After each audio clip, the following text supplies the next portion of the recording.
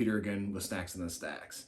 And tonight we're going to be getting into something simple and savory because of the weather outside. It's been raining, it's been cold, it snowed, and then they all did it in one day also, which made a great drive to work. But tonight we're going to be making some congee. Congee is like a rice porridge. It is a very historical Asian dish, and you can't go wrong with this because you can go many routes with it, and all you need is just a few ingredients and a little bit of seasoning.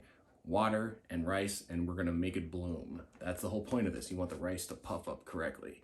To help us in this though, we're gonna be going to Joshua Weissman's Unapologetic Cookbook. Reason for this is very simple. He's got a good recipe in here. We're gonna be using a few things differently, but this is a good route to go.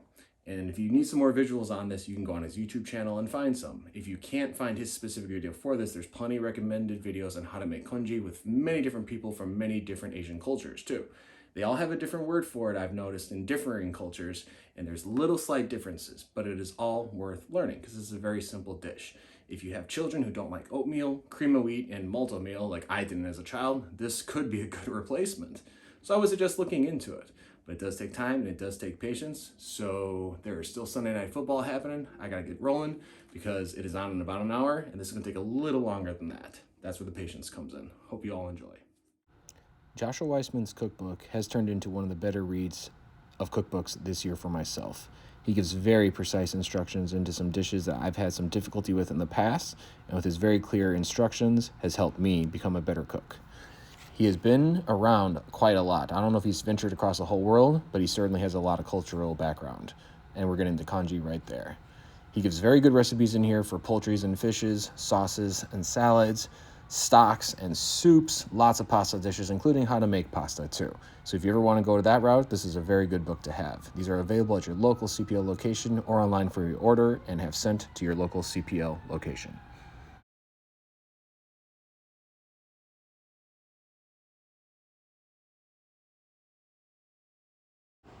As I said, this is kind of a simple dish. You only require 2 to 3 ingredients: water and or rice, stock and or rice, salt, and any other type of seasoning you may want in this as the congee cooks.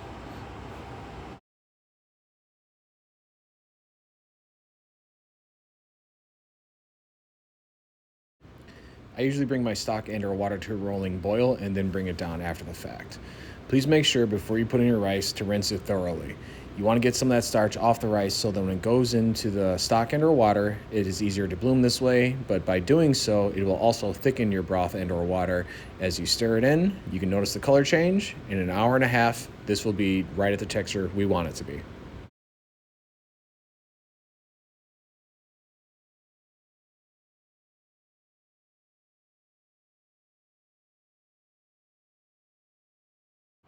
Really wanted some pork belly for this dish tonight, so I got some.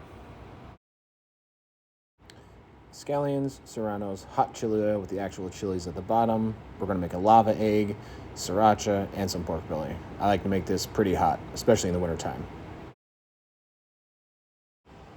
While watching this, I feel like it's important to tell you this is how you should and should not cut anything. Started off just fine. The pork belly is nice and roasted and juicy, which is good. Don't ever cut like that. Always tuck in your finger. Don't tip it towards the edge. You could cut it. You could cut it off. Either way, it'll contaminate your food, which means it'll all go to waste.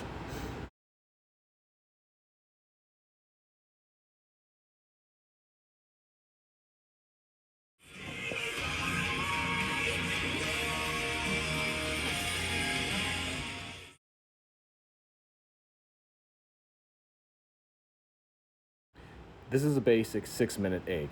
Use a spoon to put it in, or be silly like me and do it with your hands. I've burned myself plenty.